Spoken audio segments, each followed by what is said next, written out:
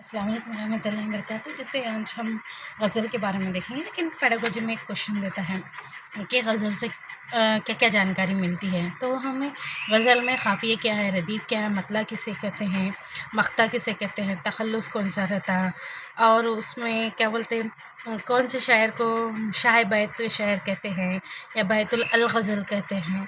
ऐसे क्वेश्चंस देखने को मिलते हैं और यहाँ पे क्या क्या जानकारी देना चाहिए बच्चों को, जिससे क़ाफ़िया और रदीफ़ के मुतालिक जानकारी देना चाहिए कि क़ाफ़िया किसे कहते हैं, रदीफ़ किसे कहते हैं। गज़ल को एक तरन्नुम से पढ़ा जाए और बच्चों को जो मुश्किल अल्फाज है उसकी इमला नवासी दिया जाए, जिसको हम डिक्टेशन कहते हैं। और आसान सा क़वाइद, जिसे ज़्यादातर इसमें क्या दिया जाता है, जिसे दो लफ्ज़ी मानी दिया जाता है। और आखिरी के जो रहते हैं, जो एक साथ मिल के आवाज़ें आती उनको पहचाननी चाहिए, या फिर उसके अज़दाद लिखिए, वाहिद जमा लिखिए, या फिर उसमें मुज़क्कर मुअन्नस पहचानिए। ऐसा ये सब गज़ल में आ जाता है। तो अब हम देखेंगे कि गज़ल के एक्चुअली माने क्या है। आपको तो पता है सनफ़, ओके। गज़ल उर्दू शायरी के मशहूर और मारूफ़ सनफ़ है, ओके। गज़ल के लफ़्ज़ी माने औरतों से बातें करने के हैं, औरतों से बातें करने के हैं। इस्तिलाह में इशारे के इस मजमे को कहते हैं जिसमें आशिक़ाने मज़ामीन के अलावा फ़लसफ़ा, तसव्वुफ़, अख़लाक़ियात, मारिफ़त इलाही, पंद व निसाई, मौज़ हयात व ममात वग़ैरह का बयान होता है। ये गज़ल का डेफिनेशन है, आप अच्छे से याद रखें। कभी भी गज़ल का हम इतना ही लिखते हैं, गज़ल के लफ़्ज़ी माने औरतों से बात करने के हैं। अब यहाँ पे पूरा डेफिनेशन मिला है।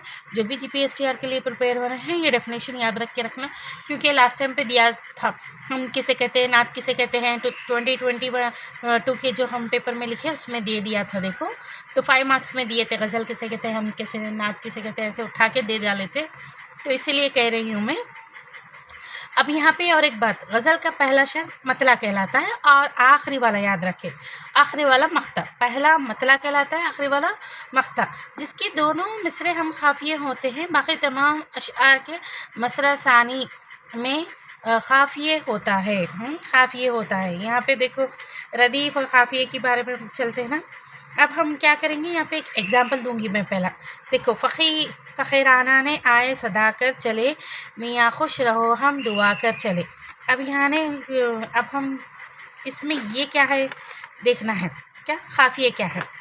ये देखो, सदा दुआ यानी कर चले रदीफ़ है, कर चले रदीफ़ है। इससे जो आखिरी अल्फाज रहते हैं उससे पहले जो आता है वो क्या होता है, रदीफ़ नहीं होता। ये कर चले रदीफ़ है। इससे पहले जो अल्फाज आते हैं उसको क़ाफ़िया कहते हैं, क़ाफ़िया। तो याद रखें। अब यहाँ पे क़ाफ़िया के बाद अक्सर गज़लों में रदीफ़ भी इस्तेमाल होती है, आते हैं। उसके बाद रदीफ़ भी होती है। बोले रदीफ़ की वजह से शायरी में मौसीक़ी पैदा होती है। मौसीक़ी यानी एक तरह का आपको पता है, गाने में इज़हार एक तरह की गुनगुनाहट सी बढ़ जाती है। जैसे देखो, फ़क़ीराने आए सदा कर चले, मियाँ खुश रहो हम दुआ कर चले, जो तुझ बनना जीने को कहते थे हम, सो इस अहद को अब वफ़ा कर चले, कर चले कर चले कर चले। एक मौसीक़ी भी ना म्यूज़िक की तरह आ जा रही है ना। तो गज़ल का आखिरी शायर मक़ता कहलाता है, याद रखिए। गज़ल का अब ये पहला क्या है, पहला क्या है, मतला शायर है। अब ये गज़ल जहाँ पे ख़त्म होएगी, जैसे यहाँ पे गज़ल ख़त्म हो रही है, तो आखिरी वाला क्या है, आखिरी वाला क्या है, मक़ता है। तो यहाँ पे वही बात दी जा रही है। और जिसमें शायर अपना तख़ल्लुस इस्तेमाल करता है, यहाँ पे मैं बता रही हूँ। यहाँ पे देखो, नाम मीर तक़ी का है ना, तो यहाँ पे मीर के ऊपर थोड़ा सा तख़ल्लुस डाल दिया गया है। तो शायर ना गज़ल में अपने आखिरी इसमें इस्तेमाल करता है अपने नाम का छोटा सा तख़ल्लुस। गज़ल के सबसे अच्छे शायर को बैतुल अल गज़ल या शाह बैत कहते हैं। जो इस ये गज़ल में सबसे अच्छा वाला और सबसे जिसमें पूरे निचोड़ रहती ना, वैसे वाले शायर को क्या कहते हैं, बैतुल अल गज़ल या शाह बैत भी कहते हैं। अब और एक बात याद रखिए, इसमें जब भी गज़ल आती है रदीफ़ कैसे रहते हैं, पहले मिसरा पहले शायर में कर चले हैं, उसके बाद यहाँ पे नहीं है। देखो यहाँ पे है ये कर चले ऐसा कंटिन्यू आते रहते हैं। गज़ल का वो एक रदीफ़ पहचानने का है। अब यहाँ पे मैं एक छोटा सा डेफिनेशन दूँगी आपके। इस गज़ल के हर शायर के दूसरे मिसरे में कर चले अल्फाज आए हैं, उसे रदीफ़ करें। मैं अभी आपको दिखाई थी ना जो गज़ल, वो कर चले बोल के, वो कर चले क्या है, उसमें रदीफ़ है। रदीफ़ गज़ल के पहले शायर मतला में 2 बार आती है। जो रदीफ़ रहता है ना, जो गज़ल का आखिरी का जो अल्फाज रहते हैं वो 2 बार आते हैं, यानी पहले शेर जहाँ पे ख़त्म होता है उसमें 2 टाइम आते हैं, और बाकी अशआर के हर दूसरे मसरे में इसकी तकरार होती है। मैंने दूसरे वाले में लास्ट में अल्फाज आया, तीसरे वाले शायर में भी लास्ट में आता है, जिसमें मैं बता चुकी हूँ यहाँ पे बता चुकी। देखो, कर चले पहले शेर में, बाद में यहाँ पे कर चले नहीं है, यहाँ पे भी नहीं है, यहाँ पे है। देखो, कर चले, यानी पूरी गज़ल ख़त्म होने तक कर चले आपको मिल रहा है।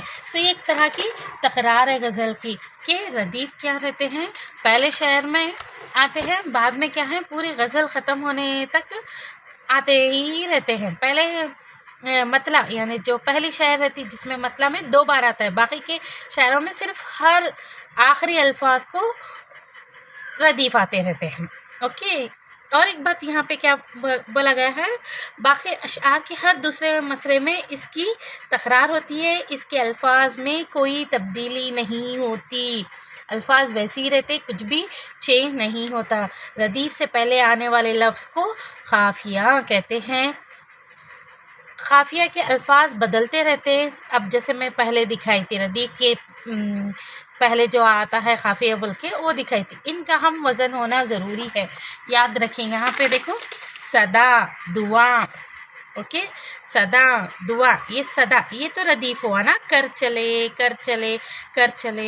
ये रदीफ़ हो गए। इससे रदीफ़ से जो पहले आएगा वो क्या है, काफ़िया होगा।